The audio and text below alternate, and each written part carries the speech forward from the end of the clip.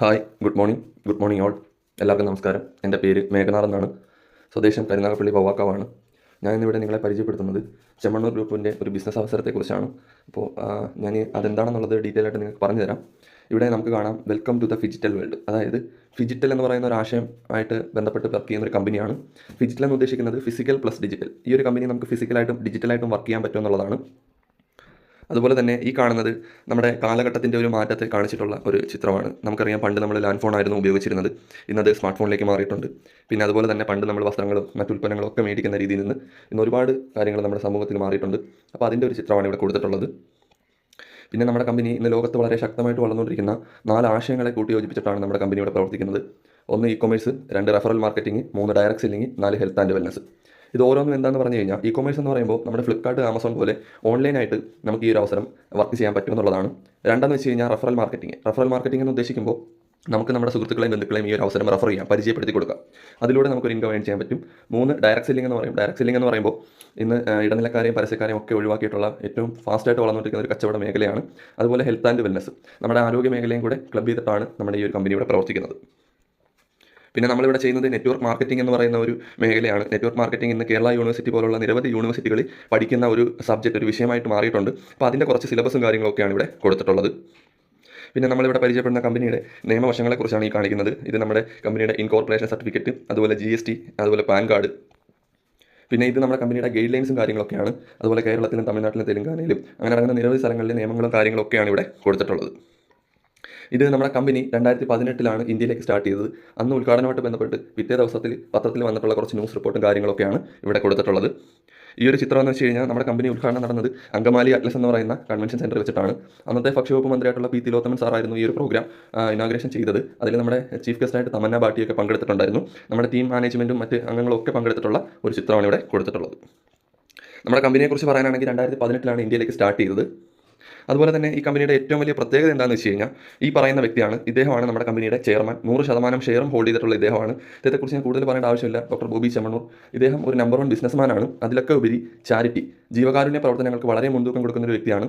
ഇതും നമുക്കൊരു ചാരിറ്റി എന്ന രീതിയിലാണ് സാർ നമ്മളിലേക്ക് തന്നിട്ടുള്ളത്. നമ്മുടെ കമ്പനിക്ക് വ്യക്തമായിട്ടുള്ള വിഷനുമുണ്ട്, അതുപോലെ മിഷനുമുണ്ട്. വിഷനും മിഷനും എന്താണെന്ന് വെച്ച് കഴിഞ്ഞാൽ, സാധാരണപ്പെട്ട ജനങ്ങളെ വലിയ സാമ്പത്തിക ഭദ്രതയിലേക്ക് എത്തിക്കുകയും അവരെ വലിയ ലീഡർഷിപ്പിലേക്ക് എത്തിക്കുക എന്നുള്ളതാണ് നമ്മുടെ കമ്പനിയുടെ ഏറ്റവും വലിയ ലക്ഷ്യവും അതുപോലെ മുന്നോട്ടുള്ള ദൗത്യം എന്ന് പറയുന്നത്. അതുപോലെ ഇത് നമ്മുടെ കമ്പനി ഇന്ന് 7ാമത്തെ വർഷമാണ് ഇന്ത്യയിലേക്ക് വന്നിട്ട്. അപ്പോൾ 7 വർഷം കൊണ്ട് കമ്പനിയിൽ വന്നിട്ടുള്ള കുറേയധികം ഇൻഫ്രാസ്ട്രക്ചറുകളാണ്, കുറേയധികം മാറ്റങ്ങളാണ് ഇവിടെ കൊടുത്തിട്ടുള്ളത്. കമ്പനിയുടെ ഓഫീസുകൾ, അതുപോലെ ഗോഡൗൺസ്, ലോജിസ്റ്റിക്സ്, പിന്നെ അതുപോലെ നമ്മുടെ പ്രോഡക്റ്റ് കൊണ്ടുവരുന്ന വാഹനങ്ങൾ, പിന്നെ അതുപോലെ ഞാൻ പറഞ്ഞു, ഇവിടെ നമുക്ക് സ്റ്റോറുകൾ, സൂപ്പർ മാർക്കറ്റുകളൊക്കെ ഉണ്ട്. അപ്പോൾ നമുക്ക് നേരിട്ട് പോയി കണ്ടു വാങ്ങാനാണെങ്കിൽ നിരവധി സ്റ്റോറുകളും സൂപ്പർ മാർക്കറ്റുകളും ഇന്ന് ഫിജിക്കാർഡിനുണ്ടെന്നുള്ളതാണ്. ഇവിടെ നമ്മൾ എന്താണ് ചെയ്യേണ്ടതെന്ന് വെച്ച് കഴിഞ്ഞാൽ, നമ്മളിവിടെ മാർക്കറ്റിംഗ് എന്ന് ഉദ്ദേശിക്കുമ്പോൾ നമുക്കിവിടെ പ്രോഡക്റ്റുകൾ കൊണ്ടുനടന്നുള്ള കച്ചവടം ഒന്നുമല്ല. നമുക്കിവിടെ 2 രീതിയിലുള്ള പ്രോഡക്റ്റുകളുണ്ട്. ഒന്ന് ഫിജി ബ്രാൻഡ്സ്, 2 പോപ്പുലർ ബ്രാൻഡ്സ്. ഈ ഫിജി ബ്രാൻഡ്സ് എന്ന് പറയുമ്പോഴത്തേക്കും കമ്പനിയുടെ സ്വന്തം പ്രോഡക്റ്റുകളാണ്. അതിൽ എടുത്തു പറയാൻ പറ്റുന്ന ഒന്നാണ് ആര്യസൂക്ത എന്ന് പറയും. ഈ ഒരു ആര്യസൂക്ത എന്ന് പറയുന്ന ബ്രാൻഡിൽ നമുക്ക് paste, soap, personal care, beauty care, cleaning items, അങ്ങനെ ഒട്ടനവധി ഉൽപ്പന്നങ്ങൾ മാർക്കറ്റ് ചെയ്യുന്നുണ്ട്. പിന്നെ ട്യൂണ എന്ന് പറയുന്ന ബ്രാൻഡ് പെയിൻറ്റ് മാർക്കറ്റ് ചെയ്യുന്നുണ്ട്. സ്വാസ്ഥ്യ എന്ന് പറയുന്ന ബ്രാൻഡിൽ നമ്മുടെ തേൻ, അതുപോലെ റവ, ഓട്സ്, അങ്ങനെ നിരവധി ഉൽപ്പന്നങ്ങൾ മാർക്കറ്റ് ചെയ്യുന്നുണ്ട്. പിന്നെ രണ്ടാമെന്ന് വെച്ച് കഴിഞ്ഞാൽ പോപ്പുലർ ബ്രാൻഡ് എന്ന് പറയും. അത് നമുക്കറിയാവുന്ന ബ്രാൻഡഡ് ഉൽപ്പന്നങ്ങൾ.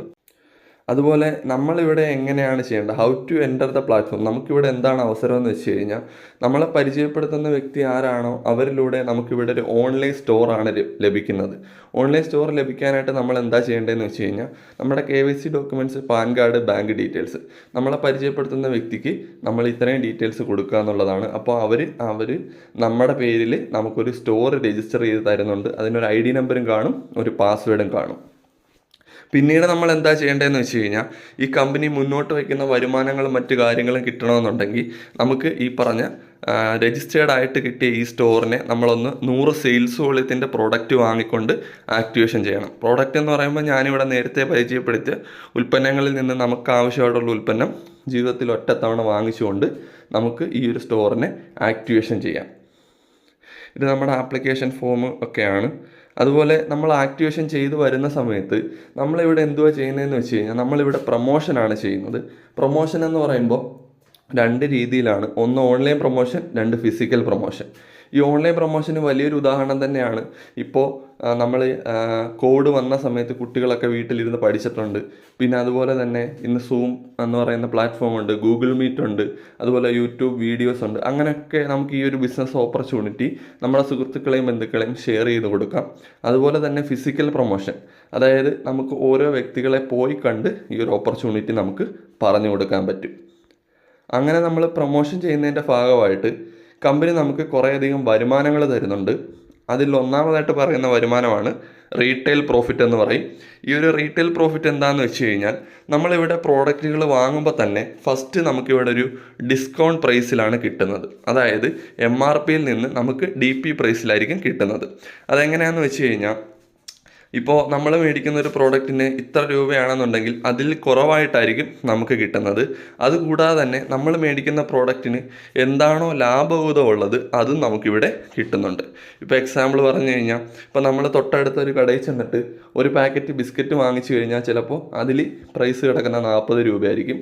പക്ഷേ ആൾ നമ്മളോടുള്ള പരിചയം കൊണ്ട് ചിലപ്പോൾ നമുക്ക് 35 രൂപയ്ക്ക് തരുന്നുണ്ടായിരിക്കും. പക്ഷേ ആ ഒരു 5 രൂപ നമുക്കല്ല കിട്ടുന്നത്. എന്നാൽ നേരെ മറിച്ച് ഇവിടെ നമ്മൾ മേടിക്കുന്ന ഉൽപ്പന്നത്തിന് എന്താണോ ലാഭവിഹിതം ഉള്ളത് അത് നമ്മളിലേക്ക് തന്നെ തിരിച്ച് കിട്ടുന്നു എന്നുള്ളതാണ് ഒന്നാമത്തെ വരുമാനം, റീറ്റെയിൽ പ്രോഫിറ്റ് എന്ന് പറയും. ഇവിടെ നമ്മൾ പ്രോഡക്റ്റ് വാങ്ങുമ്പോൾ തന്നെ നമുക്ക് ഫസ്റ്റ് കിട്ടുന്നൊരു വരുമാനമാണ് റീറ്റെയിൽ പ്രോഫിറ്റ്. 2, ഈ കമ്പനിയുടെ ഏറ്റവും പ്രധാനപ്പെട്ട വരുമാനങ്ങളിൽ ഒന്നാണ് ബിസിനസ് എക്സ്പാൻഷൻ ബോണസ് എന്ന് പറയും. ഇത് ശരിക്കും ഈ കമ്പനിയുടെ ഏറ്റവും പ്രധാനപ്പെട്ട വരുമാനമാണ്. ഞാൻ പറഞ്ഞു, ഇവിടെ നമുക്കൊരു ഓൺലൈൻ സ്റ്റോറാണ് ലഭിക്കുന്നത്. ആ ഒരു ഓൺലൈൻ സ്റ്റോറിന് നമുക്ക് ഇഷ്ടമുള്ള പേര് കൊടുക്കാം. ആ ഷോപ്പിന് 2 അധിക സ്റ്റോറുകൾ കൂടി കമ്പനി നമുക്ക് തരുന്നുണ്ട്. അത് നമ്മുടെ സുഹൃത്തുക്കളെയും ബന്ധുക്കളെയും പരിചയപ്പെടുത്തിക്കൊണ്ട് നമുക്ക് ഈ ഒരു ബിസിനസ് എക്സ്പാൻഡ് ചെയ്യാം. ഈ ഒരു വരുമാനം കാണുമ്പോഴത്തേക്കും ആൾക്കാർക്ക് ഉണ്ടാകുന്നൊരു തെറ്റിദ്ധാരണയാണ്, ഇതിവിടെ ആളെ പിടിക്കണം, അല്ലെ ആൾക്കാർ വന്നാലേ നമുക്ക് വരുമാനം കിട്ടത്തുള്ളൂ. ഇതങ്ങനെ ഒന്നുമല്ല. ഇത് എന്ന് വെച്ച് കഴിഞ്ഞാൽ ഒരു പക്കാ ബിസിനസ്സാണ്. ഈ ബിസിനസ് ചെയ്താൽ മാത്രമേ, ഇവിടെ ബിസിനസ് നടന്നാൽ മാത്രമേ നമുക്ക് വരുമാനം കിട്ടുള്ളൂ. ഇപ്പോൾ ഒരു എക്സാമ്പിൾ പറഞ്ഞു കഴിഞ്ഞാൽ, നമ്മളൊരു വ്യക്തിക്ക് നിരവധി പരിചയങ്ങൾ കാണും. ആ പരിചയങ്ങളെയെല്ലാം നമ്മളിവിടെ നേരിട്ട് പരിചയപ്പെടുത്തിയെന്ന് പറഞ്ഞാലും കമ്പനി നമുക്ക് യാതൊരുവിധ വരുമാനവും തരത്തില്ല. കാരണം എന്താണെന്ന് വെച്ച് കഴിഞ്ഞാൽ, ഒരു വ്യക്തി എത്ര ആൾക്കാരെ പരിചയപ്പെടുത്തുന്നു, എത്ര ആൾക്കാരെ കൊണ്ടുവരുന്നു എന്നല്ല കമ്പനി നോക്കുന്നത്.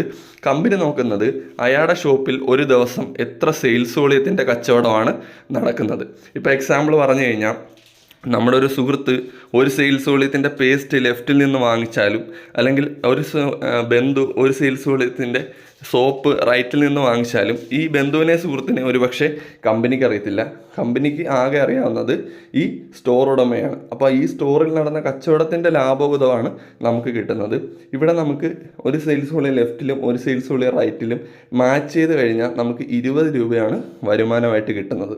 അങ്ങനെയാണെങ്കിൽ നമ്മളിവിടെ 100 സെയിൽസ് വോളിയത്തിൻ്റെ ഉൽപ്പന്നങ്ങൾ വാങ്ങിയ പോലെ തന്നെ നമ്മുടെ അടുത്ത ബന്ധു സുഹൃത്തും 100 സെയിൽസ് വോളിയത്തിൻ്റെ ഉൽപ്പന്നങ്ങൾ വാങ്ങിക്കുമ്പോൾ അവർക്കും ഇതേ അവസരം തന്നെയാണ്. പക്ഷേ നമുക്കുള്ള നേട്ടം എന്താണെന്ന് വെച്ച് കഴിഞ്ഞാൽ, നമ്മുടെ ഷോപ്പിലൂടെയാണ് ഈ പറഞ്ഞ 100 സെയിൽസ് വോളിയത്തിൻ്റെ ഉൽപ്പന്നം കച്ചവടം നടന്നത്. അപ്പോൾ അതിൻ്റെ ഒരു ലാഭവിഹിതമായിട്ടുള്ള 2000 രൂപ ടാക്സ് കഴിഞ്ഞിട്ടുള്ള എമൗണ്ട് നമ്മുടെ അക്കൗണ്ടിലേക്ക് കമ്പനി ക്രെഡിറ്റ് ചെയ്ത് തരുന്നുണ്ട്. ഇതാണ് ബിസിനസ് എക്സ്പാൻഷൻ ബോണസ്.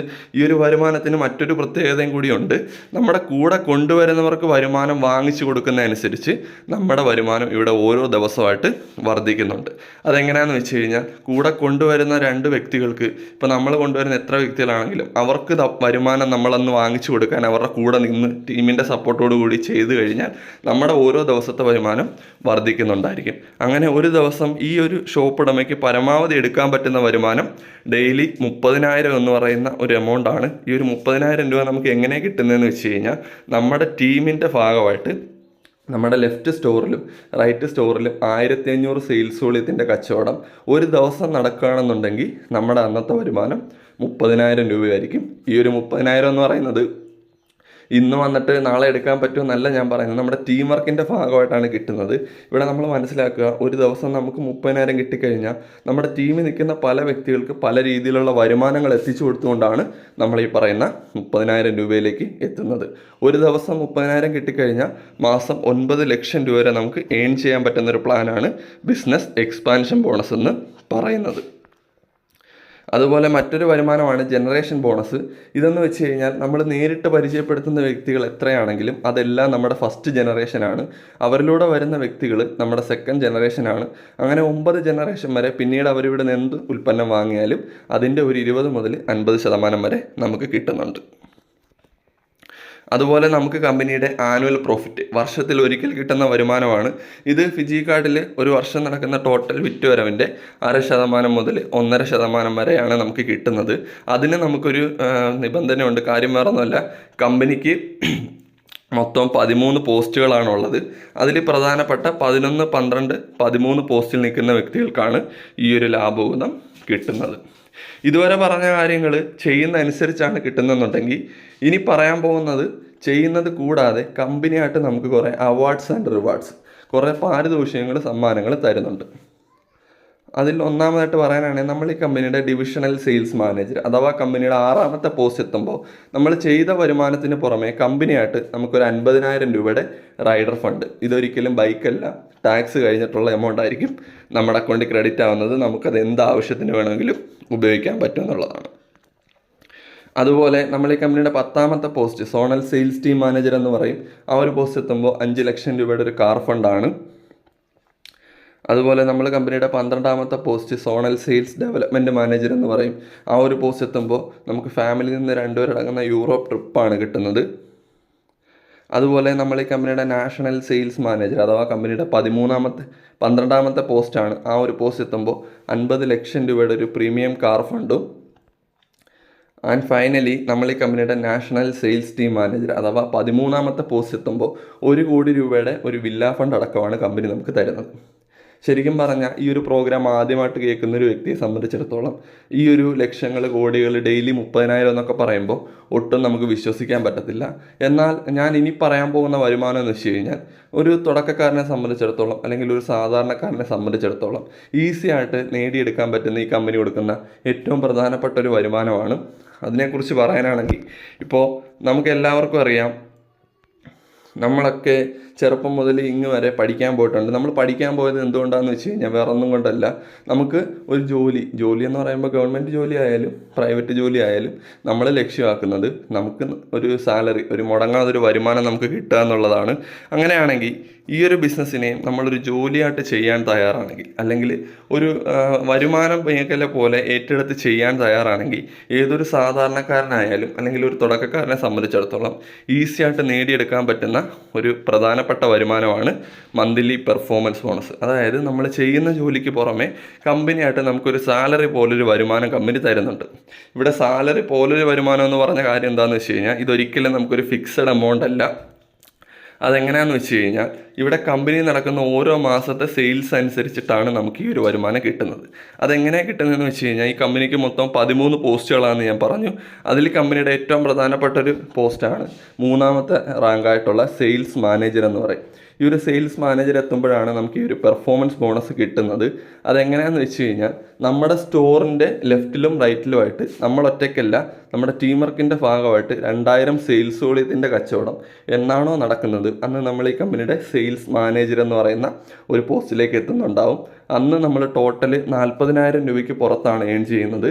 അതിന് പുറമെ എല്ലാ മാസവും ഫിജി കാർഡിൽ നടക്കുന്ന സെയിൽസ് വോളിയത്തിൽ നിന്ന് ഓരോ സെയിൽസിൽ നിന്ന് 20 രൂപ വീതം കമ്പനി മാറ്റുന്നുണ്ട്.